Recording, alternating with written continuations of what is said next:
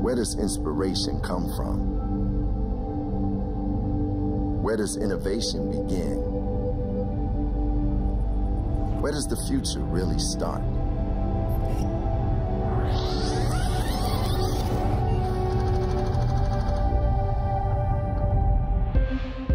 Our story began in a dorm room in 1975 on a strip of paper.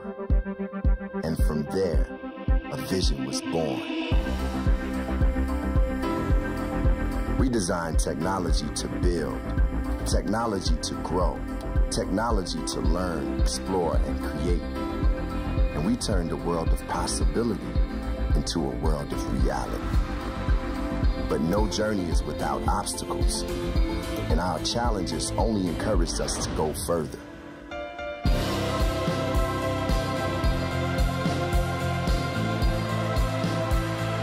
This is a new chapter with new frontiers, new possibilities, new obstacles,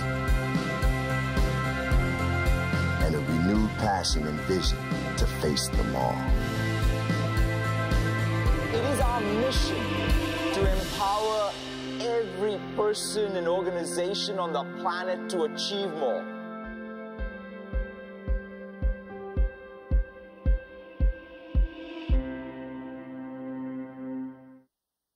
Please welcome President and CEO, Aspen Institute, Walter Isaacson and Satya Nadella.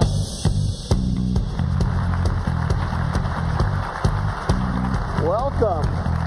Well, this is exciting. We're getting the day before the launch of the great book. So everybody, you know the book is Hit Refresh. And I remember it was a couple years ago in Aspen. That's right. You first announced it. I think my reaction was, how does somebody who writes code write prose? But that turns out quite well. So thank you for launching it here, too. No, thank you, Walter. It's a real privilege to have a chance to be with you and everyone here. And it's been a fascinating journey. Quite honestly, I don't know why I signed up to write a book while being a sitting CEO, but we'll talk about that. Well, you know, it has 3 different themes. It's 3 books packed into one. Your personal journey from India, a transformation of this company, Microsoft, and a look at the future of computing between the cloud, artificial intelligence, the Internet of Things.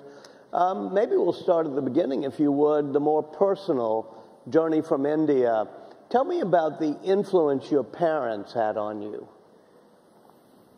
Yeah, I mean, if I sort of even step all the way back, quite frankly, I wanted to start writing the book mostly to recount what I was going through. Because one of the interesting things that I found was most business books are either a look back after things are done of grand successes or grand failures.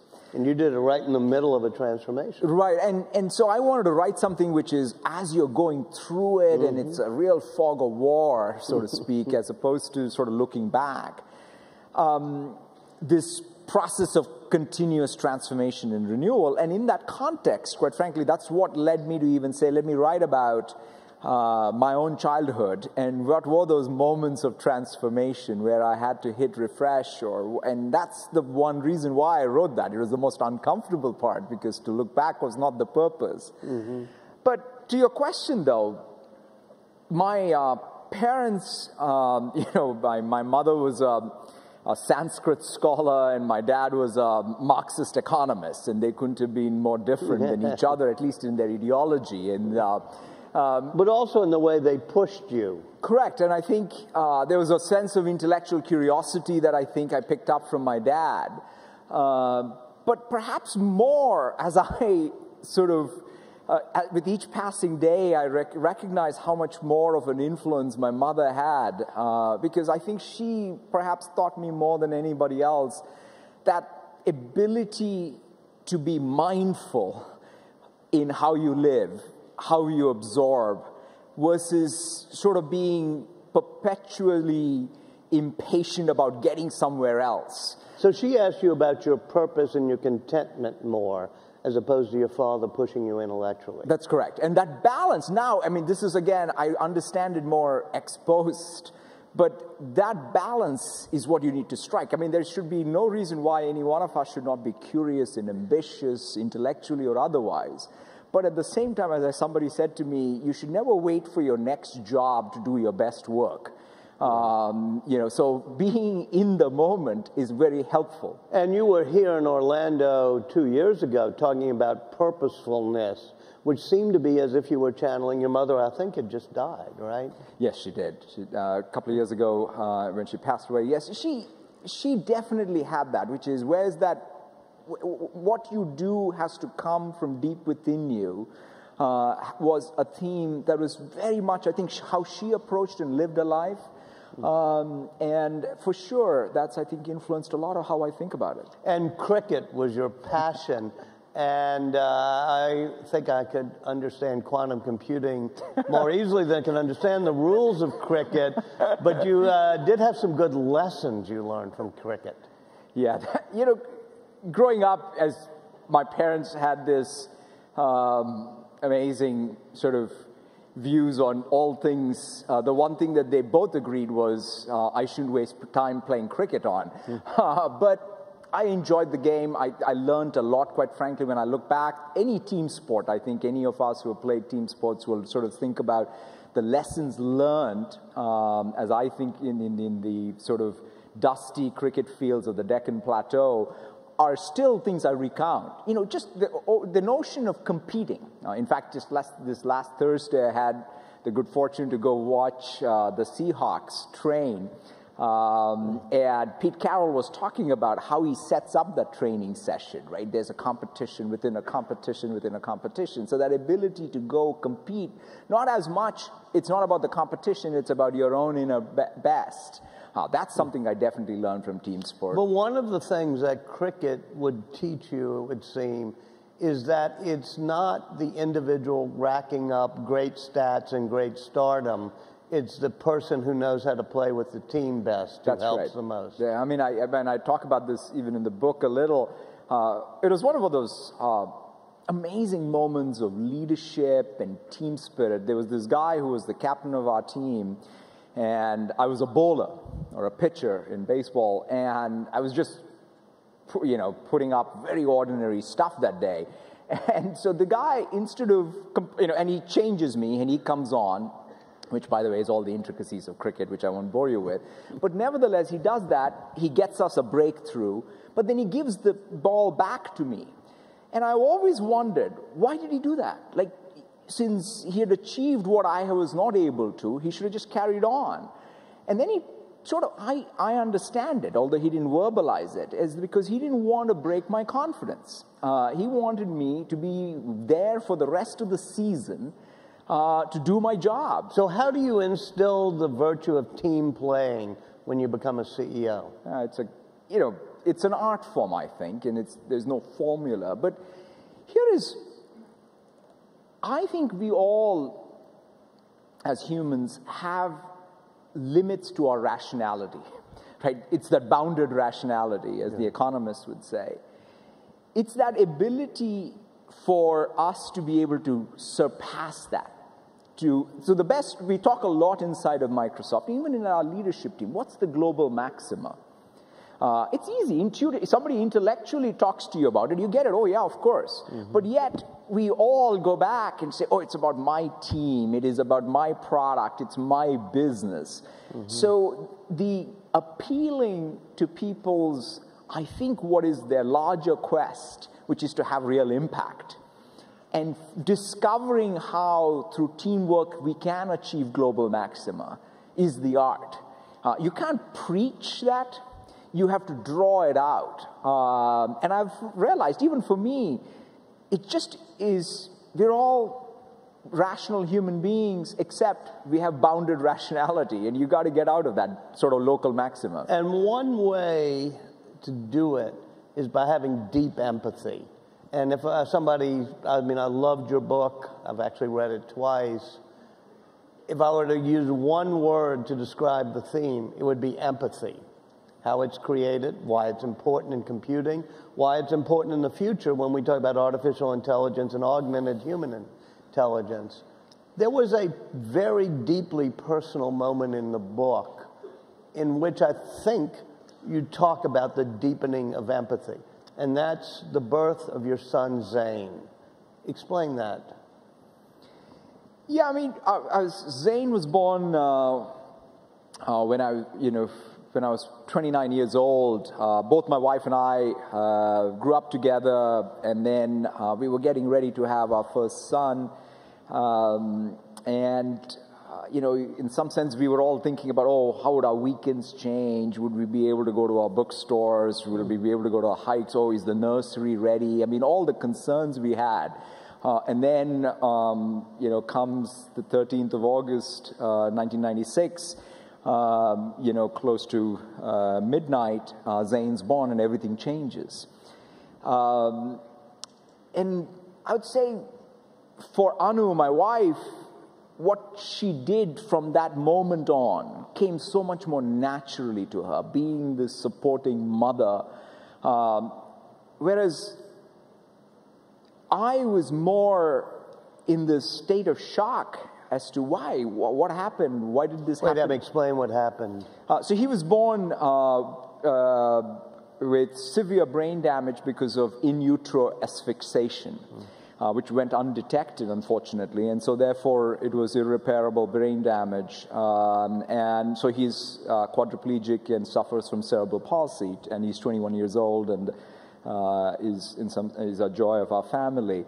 But at that moment, what happened was for us, and in particular for me, it was a lot more about why me, why us. And it took me a while, maybe years even, when I look back at it, to get past that nothing actually happened to me.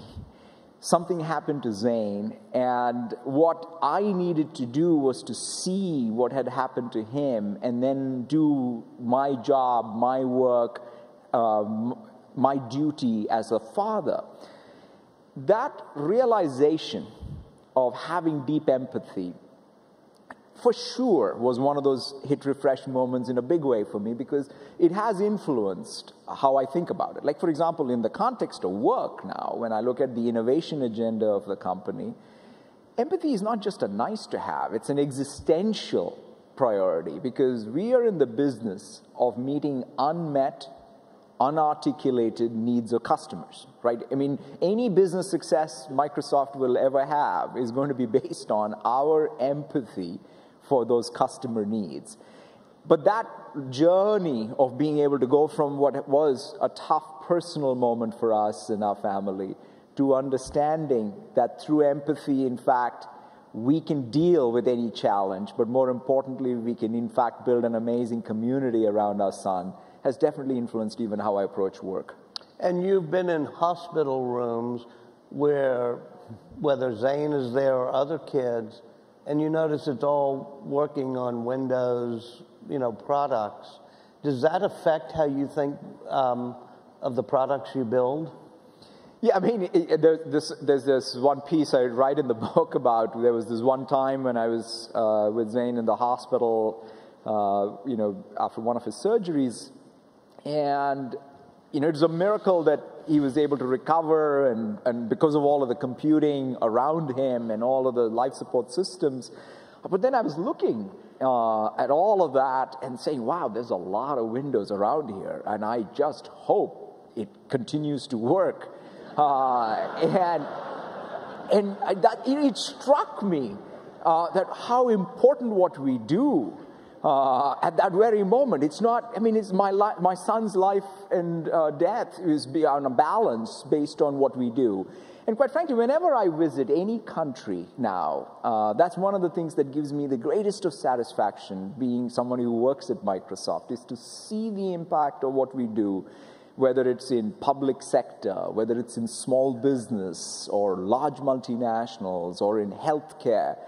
To see that left to right application of software that we build, I must say, gives me a great amount of joy. It ties into the question of artificial intelligence, it seems to me. certainly it seems to you because you have it in the book, which is one of the things we humans are going to have to bring to the partnership we're going to have with machines is empathy.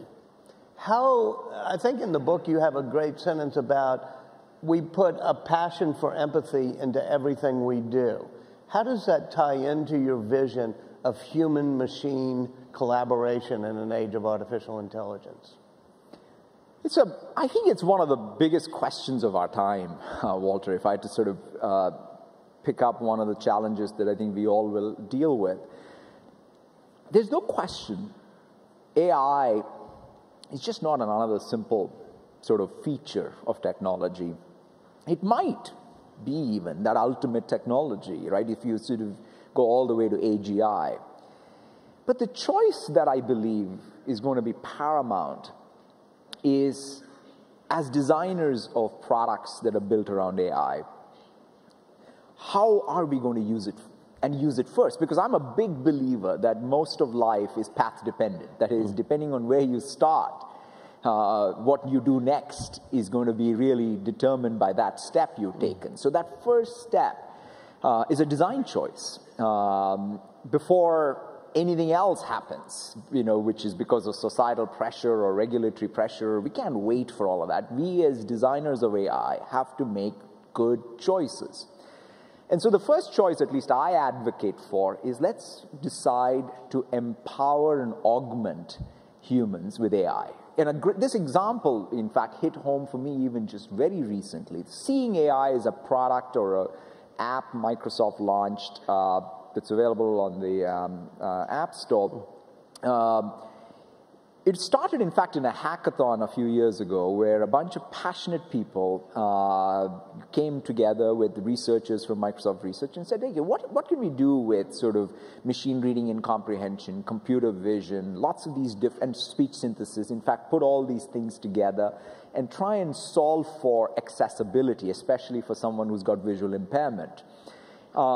And recently I had a chance to meet with Angela Mills, who is someone whom I worked very closely with when I first initially joined Microsoft 25 years ago. And she has some visual impairment. And she was recounting how this app has changed her life. She can go into our cafeteria and order because she can read the menus with confidence. She can see the food ingredients. She can walk into a conference room now with confidence, knowing that this is the right conference room. All the things that were really inhibitors of her fully participating as a Microsoft employee are now all possible because of this AI that's in her hands now. And that is a great example of how AI can, in fact, empower people, and how a passionate group of people in Microsoft came together in a hackathon with empathy for visual impairment, used AI to build this app, and changed the life of Angela. And so when you move along that path, there's really a fork we've hit in the road, which is between the path that you're describing, which is augmenting human intelligence, human creativity, human abilities. The other path, and some who talk about AGI, artificial general intelligence, are talking about making machines that almost don't need us, that are separate from us. The first path is sort of the Ada Lovelace, Doug Engelbart, even Steve Jobs' human-computer interaction path.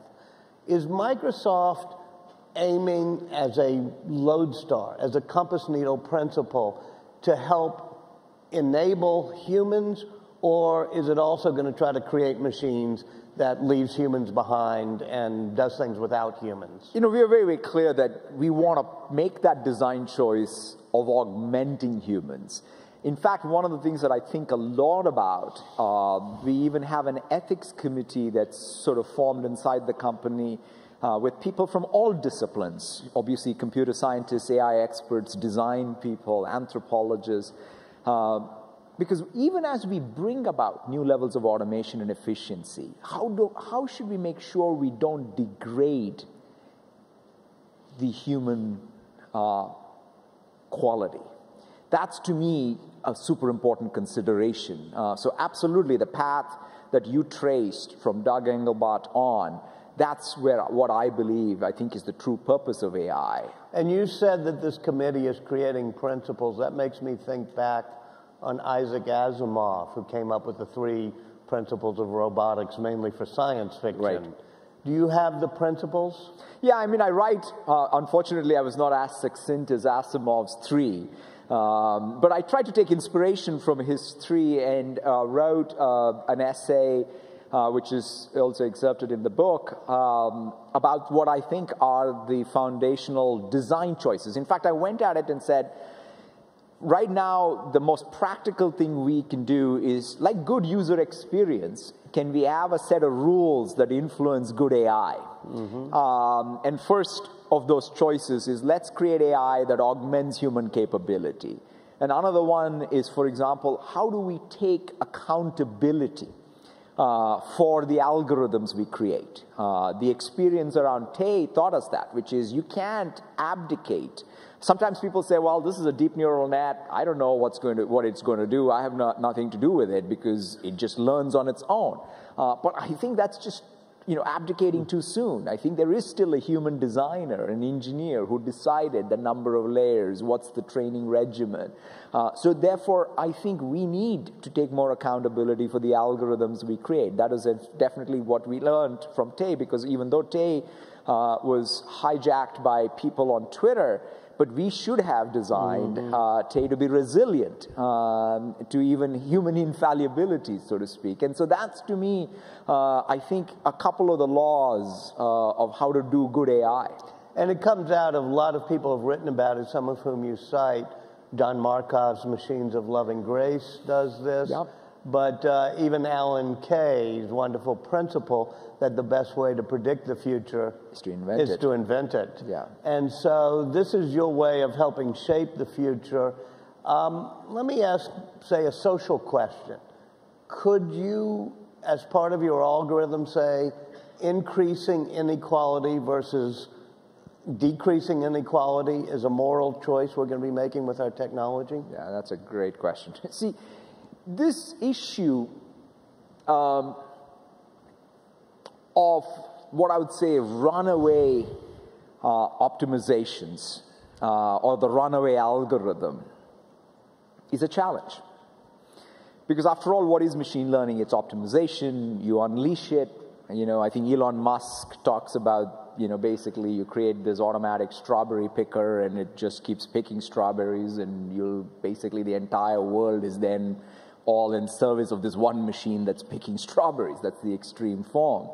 The thing that I think about, like for example in computer science, one of the things that people talk a lot about is these breakthroughs in AI that we've had in perception using deep neural nets need to be grounded symbolically so that you can bring these two forms of symbolic logic with these deep neural nets and create perhaps AGI. That's kind of one of the things that a lot of computer scientists, at least I respect, say is the next big breakthrough that will take us some time, but we are on path.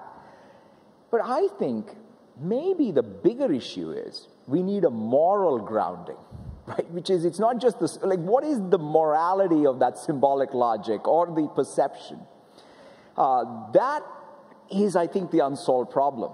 So, and I was reading even Herbert Simon recently, and he said, one thing is human beings, again, going back to this notion of not being, all of us having bounded rationality, are really not optimizers, they're satisficers, right? We don't actually solve challenges by saying, oh, that's an optimization problem. We actually are satisfied. After eating a bucket full of strawberries, we say, stop. That is important. I think in machines. Can you encode that in an algorithm? That's what I think that's, I think, to me, really the frontier, which is somehow we're going to have to do that with machines, because otherwise we will have that challenge, that machines that we lose control of, that control problem people talk about. And how... That was one of Asimov's laws, was that the machines can never be out of our control. Correct. And they will, he sort of recounted they cannot be out of your control, they should protect humans, and then only protect themselves after that. And so, yes, I think that these are, 10 years, 20 years, 50 years from now, we might be more celebrating. We'll celebrate the scientists, but we may even celebrate the moral philosopher of our times who helped us bring about this moral grounding in the algorithms we create. Maybe not just celebrate the moral philosopher of our times, but the team that does moral philosophy collaboratively, which is well put. what you're trying to create at Microsoft. It's very well put. In fact, that is it. Like, I think that's why in this path-dependent evolution of technology, that teams that are creating AI need to be diverse, need to be multidisciplinary, need to ensure that there's no bias in their algorithms. Those are some of the things that I... And by diverse, you mean women, racial, and everything else, so that an algorithm doesn't unintentionally turn out to be racist or sexist. Completely. I mean, in fact, the challenge is we know that we still do a lot of supervised learning. Or even if you do unsupervised learning, but you pick up only labels that are biased to start with, that's a challenge. How do you recognize it? You're going to recognize it, like for example at Microsoft, we use our employee resource groups to make sure that the products that we are creating, whether it's for gender, applicability and relevance, or ethnic, so that we are not putting things out that are going to be offensive or not relevant or not meet the needs of any one group, right? That's one way of doing a traditional quote-unquote focus group. But we need more of that sensibility, I think, in the core of the algorithms we create. Will technology like this reduce the number of jobs that we have or increase the number of jobs? So it's a complex topic, but let's start with what at least we have seen in history, right? So the first thing is, with new technology, there is going to be displacement, and the best insurance a society has against displacement is education. So the one thing I would say we have to do, which is a no-regrets move, is let us do our best work as a company, as a society, in educating the boys and girls in school, also educating people at work who may be displaced or who need to pick up new skills for the jobs of the future. That's kind of job number one. In fact, I would say as a side piece to that, that's one of the reasons why I'm very excited about the work LinkedIn is doing, which is to create a market feedback loop, right? Because LinkedIn's real mission is to be able to create an economic graph where every job, the skills required for those jobs and the training required to pick up those skills are all available in a feedback cycle, so that any one of us can say, okay, if I aspire to get that job, I need to go pick up these skills and here is the training for it. That needs to be a continuous process. Now, let's say we do all of that, to your point, but we reach levels of automation that completely say, you know what, there is no new job. That's where I think we have to say, should we fall victim to that thinking, or should we say, look, this fallacy of, of labor being finite, the economists call it that, which is, I think we have to go and question it, because there needs to be new jobs. I would say people-on-people jobs. The fallacy of labor being finite is that there aren't just an infinitely expandable number of things we could do if we had the opportunity to do. Correct. For example, I look at Minecraft. I mean, I'm inspired by the Minecraft generation. By the way, congratulations on that acquisition. Yeah, no, I love turned out better than we thought. yeah, for sure. The thing about Minecraft and the generation of Minecraft is they, for example, are creating something out of nothing. The ability for them to be able to, in fact, I think about creativity and the artisanal work in a digital medium could create economic streams in the future. That's why we are very, very obsessed about how do we think about paint and 3D paint and Minecraft and really have this expression of human ingenuity using new medium, find even economic opportunity through marketplaces. So that's one mechanism. And another one I think about is people-on-people jobs. I look at, in a world where there is abundance of AI, what is going to be scarce is real intelligence. What I mean by that is the human qualities that we all take for granted, like empathy. that I think will be in scarce supply.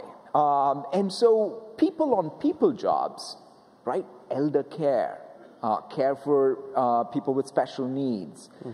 We will have to have some combination of policy changes as well as these jobs so that the wages of those jobs are good. But they also will be helping us maintain human dignity, because we may even have a basic national income. Who knows, if there's so much surplus, I'm sure there will be a basic national income. But we still need, as humans, to work. Work's not just about your paycheck. Work is about really us finding our sense of purpose. So I believe that we will have to come together as a society to solve for, without falling victim to the fallacy of limited lump of labor, or thinking of, hey, all jobs are going to be gone, but in making sure we are skilling people for the right jobs of the future, and then creating these new jobs, whether they're people-on-people jobs or new jobs of artisanal creativity using digital medium. You, going back to saying that your passion is to put empathy at the center of everything we do, we were just talking to Peggy Johnson backstage, and in the book you talk about bringing her aboard so that Microsoft can be better at being a partner. How does your role of empathy play into that? You know, in fact, one of the things you got to remember, Walter, I've learned everything that I have about business or leadership by, in fact, living inside of Microsoft, observing what Bill and Steve, which is one of the most storied partnerships of business, and what they got right. When I joined the company in '92, what we really got right was to think about platforms and creation of platform opportunity for others, right? My job at Microsoft was to recruit third-party developers so that they can come on top of Windows NT and drive success for themselves. I internalized that, and I said, look, Microsoft at its best is a platform company, a tools company that empowers others to be able to create more technology. So whenever I look at even competition, I first try to view things not from a zero-sum basis, but what's a way to think about this being expansive? There will clearly be overlaps, and there will be some parts that are zero-sum. But can we, in all cases, look for things that we can do together that are more market expansive because we are serving customers together? And that's where what Peggy brings from an outside-in perspective, what people like me have learned inside the company, observing what we've done right in the past, that's really the Microsoft we want to be. We want to be the company that truly not only creates technology, but more importantly, creates these opportunities for others to be able to succeed on top of what we do. And your move into the cloud helps empower people to do that both individually and as businesses. Is that one of the theories behind your cloud push? And explain how that happened and is going. For sure. I mean, one of the, you know, in some sense, there's one single line from all the way from the basic interpreter on the Altair, which Paul and Bill wrote, to now, which is how do we democratize access to technology? In fact, I'm a product of that. Like, if it was not Microsoft's technology reaching me. Did you code on BASIC for the Altair? Yes, that was well, not on the Altair. I learned it on Sinclair. But it was the same BASIC, It was the same BASIC, and then I finally got to a PC and, you know, learned my coding in BASIC. That was my first programming, then went to Pascal, and thereon. But I think of that as the very essence of who we are, which is we democratize technology so that others can create technology. And the cloud does a few things. In fact, you know, I was recently visiting India, and, you know, in the 90s, when I was working in our server products, we achieved tremendous amount of success in client-server computing. But guess what? We never really were able to sell many servers in India because it was just too expensive. The IT sophistication was not there. The ability or the pricing was just hard for people to build up their own data centers. Whereas now in the cloud, when it's all elastic, you pay for what you use. I see now the smallest of businesses in India subscribing to our Office 365 or Microsoft 365 service, or a small developer in the country able to just tap into Azure and build applications. That ability to take cloud technology and essentially democratize access in all parts of the world for small businesses, individual developers, public sector is, I think, very much what we seek to achieve with the cloud revolution.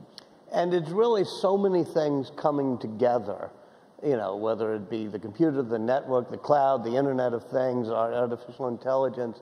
And it reminds me that there are certain moments in history like that.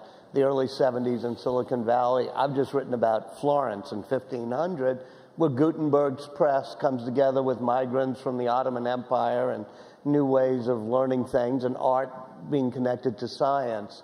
And so in some ways what you're doing is not just a technology thing, it's a connection of empathy and machines. Yeah, that's a great way to look at it, which is ultimately the machines that we create, or the tools we create, shape us, and what we do with those tools shape the tools. And it's that symbiotic, cogenesis that I think is human history. In fact, I was going to ask you, because one of the things that I was reading the galleys of is your new book, which is just really inspirational, which is on Leonardo. Thank you. And in fact, this summer, I should say this to you, my daughters and me, we watched Even Einstein, as a TV series, which I remember reading and reliving it with my daughters. It was fascinating, and how you've captured the essence of these amazing people. But talking about Leonardo and that time you just were recounting, what would you say is the lesson that we can take from that to our present times through his life? Well, a couple of things. One is that he was passionately curious. Not everybody can be an Einstein. I mean, that takes a certain mental processing power. You've met a few people like that. This morning I was with a few of them. Yeah, just a few of them. But the rest of us, if we can be as curious as he was, which means every morning he got up and made a list. Describe the tongue of the woodpecker. Why is the sky blue? How do they walk on ice in Holland? These are just things he wanted to ask people and figure out. Curiosity is a trait that is distinctly human at the moment, and I hope will be a century or two from now. Likewise, he was able to observe. But most importantly, and it gets back to the culture you're creating here, is that he believed that you had to dance delightfully across all of the disciplines of nature. You had to love math, but you also had to love brushstrokes. You had to know that an equation is just a brushstroke painting something the good Lord did in nature, but also the brushstrokes. He believed beauty mattered. And that's what Vitruvian Man, that world's greatest drawing, is all about. It's about the proportions of a human, how it connects to the proportions of both the church and of the universe. But he also made a drawing of unnecessary beauty, a real self-portrait, because that's him standing in the square in the circle.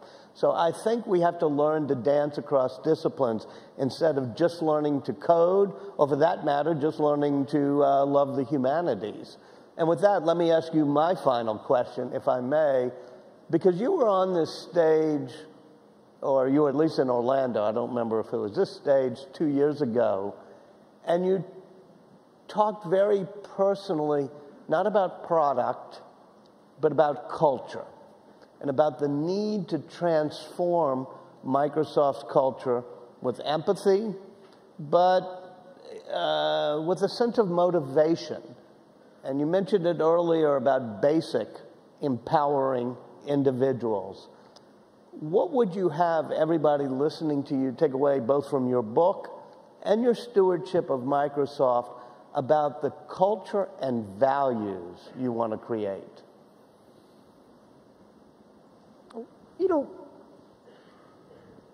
One of the things, in fact, the way you recounted the life of Da Vinci, that sense of curiosity, right? After all, that was the sense that we had when we started Microsoft, when Bill and Paul started Microsoft, and the company that Steve and Bill built was all about being curious about what can we do with this power of software. But then somewhere along the line, as we succeeded, we sort of became the know-it-alls. And we needed to get back to being the learn-it-alls. That transition, right, which comes, and that's why I invoke this work of Carol Dweck and the growth mindset as the cultural meme we talk about. Because sometimes, even at Microsoft once in a while, people will come to me and say, hey, Satya, we found the 5 people who don't have a growth mindset. I mean, that's not the point. The point is for us each day, starting with me, to confront my fixed mindset. I mean, to know that I will never truly ever have some ideal thing called the growth mindset, but every day I'm going to push myself to be more curious, to learn. That's clearly something that I think we have to do, and I think all of us in some sense seek to do. But there's one other thing. There was this gentleman whom I worked for, I was probably in the mid-30s, Doug Burgum, who happens to be the governor of North Dakota right now. And he said something to me which really stuck with me, and which is, you say, look, you're going to spend more time at Microsoft than with your kids. And then when he said that, I said, what is he saying? I mean, and why is he saying it was another thing that I thought about. But over the years, it's really dawned on me that it's true. I've spent 25 years of my life at Microsoft. And it can't just be a transaction. It can't be something that I look back and say, oh, I just worked at Microsoft. It has to have some deeper meaning. So one of the things that at that particular moment I was recounting, which in the book, was I was trying to invoke, starting with me, quite frankly, it was as much for reminding myself as it is for anyone else at Microsoft, that look, we all work at Microsoft, we all work in any company here out of choice. Why don't we invert the equation? Let us think of Microsoft working as a platform for me to achieve my personal passion, my personal philosophy. And if we can get that equation even right few times, the amount of satisfaction you'll draw from it and the amount of impact you'll have is going to be exponential. And so to me, that cultural insight that comes from growth mindset, or more importantly, confronting your own fixed mindset every day, and then being able to drive this deeper meaning in your work, those are the two things that is sort of top of mind for me as we think about our culture. And having a deeper meaning that has a purpose, that's what you bring to this book. I know you love a book called Soul of a New Machine, a Tracy Kidder book. But you have been, as I noticed reading this book, the soul of a new corporation. Thank you very much. Thank you so much, Walter. It's such a pleasure. Thank you.